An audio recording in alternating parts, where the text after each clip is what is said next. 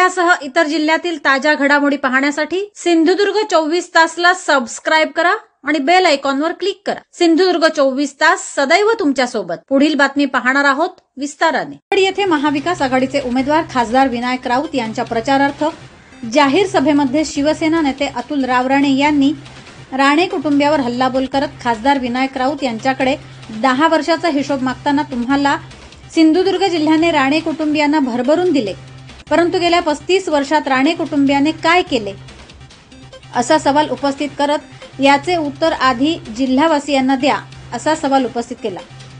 यावेळी शिवसेना नेते अतुल राव राणे नेमकं काय म्हणाले ते पाहूया। विकास हवा असेल तर भाजपला आणि मला निवडून द्या।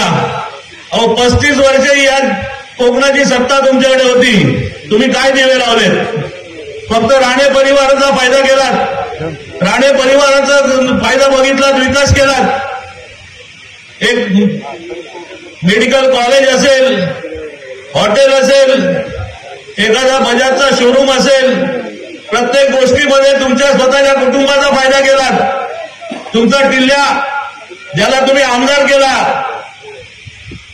तो या इथे नांदगावला सभा घेऊन सांगतो ग्रामपंचायतीला की तुम्हाला मतदान नाही केलं तर तुम्हाला आम्ही निधी देणार नाही। अरे तुझ्या बापाचा निधी आहे का? तर राणे परिवाराची इस्टेट आहे?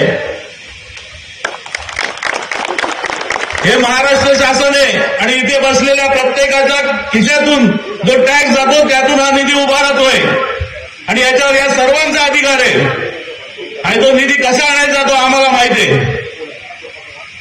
बरेच आता इलेक्शनला एकतर उशीर झाल्यामुळे, उमेदवार उशीर झाल्यामुळे त्यांची अजून काय घडी बसत नाहीये, पण मला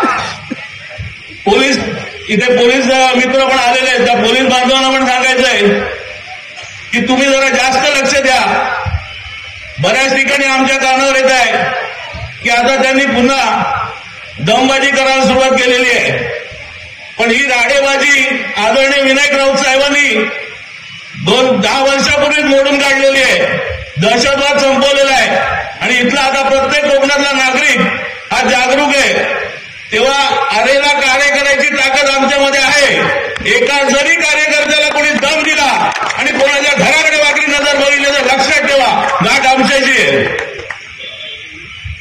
आज खास तुम्हाला एवढंच सांगतो की आपल्याला सर्वांना माहिती आहे की शिवसेना असेल, राष्ट्रवादी काँग्रेस असेल, या सर्वांना कशा प्रकारे फोडण्यात आलेलं आहे, कशा प्रकारे त्यांना फसवले, त्यांच्या असलेल्या बलाढ्य जे सामर्थ्यवान नेते असतील किंवा जे त्यांना अडचणीचे असतील अशा नेत्यांना ईडीची आणि एनआयची, ईओडब्ल्यूची धमकी देऊन त्यांना घेण्यात आलेलं आहे। पण त्याच्यामुळे न घाबरता जे निष्ठावंत आमच्यावर राहिलेले आहेत पक्षाबरोबर ते आपण सर्वजण आहात आणि त्याच्यात आज विनायक राऊत साहेब आहेत। आज प्रत्येक ठिकाणी सगळीकडे सांगितलं की जगातला सर्वात मोठा पक्ष हा मोदींचा पक्ष आणि एवढे जर तुम्ही सामर्थ्यवान आहात, एवढे जर तुम्ही लोकमत केलंय, एवढे जर तुम्ही विकास केलाय, मग तुम्हाला इतर पक्ष का फोडावे लागतात? इतर पक्षातले उमेदवार का उभे करावे लागतात? भारतीय जनता पक्षाकडे स्वतःचे उमेदवार नाहीयेत। उमेदवार जे उभे केले त्यातले 145 उमेदवार हे इतर पक्षातून आलेले उमेदवार उभे केलेले आहेत। भारतीय जनता पक्षाकडे संघटन नाहीये, भारतीय जनता पक्षाकडे नेतृत्व नाहीये आणि म्हणूनच मोदी आणि शाह आणि यांची टीम ही इतर पक्षातल्या नेत्यांना ब्लॅकमेल करून त्यांना दबाव टाकून आपल्याकडे घेत आहेत। पण आज तुम्हा सगळ्यांना मी एकच सांगतो मित्रांनो, घाबरायची गरज नाही।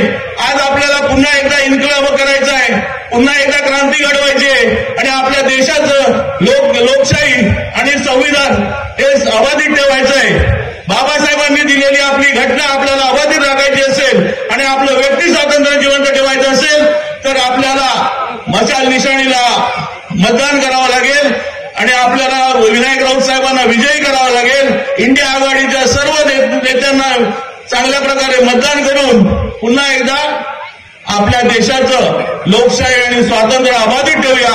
एवढं बोलून माझे 2 शब्द